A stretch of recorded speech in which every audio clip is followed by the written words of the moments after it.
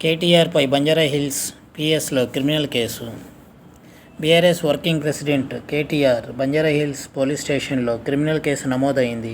CM Revanth రెడ్డిపై అనుచిత వ్యాఖ్యలు చేశారంటూ బత్తిన శ్రీనివాసరావు అనే కాంగ్రెస్ నేత హన్మకొండ పోలీస్ స్టేషన్లో ఫిర్యాదు చేశారు.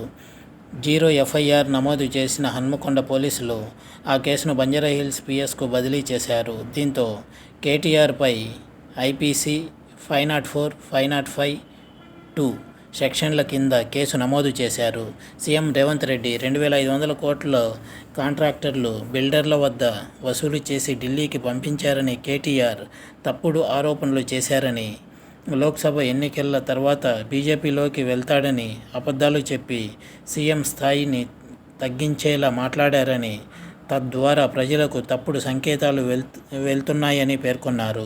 కేటీఆర్పై చట్టరీత్యా చర్యలు తీసుకోవాలని అందులో కోరారు. ఇది వ్యూవర్స్.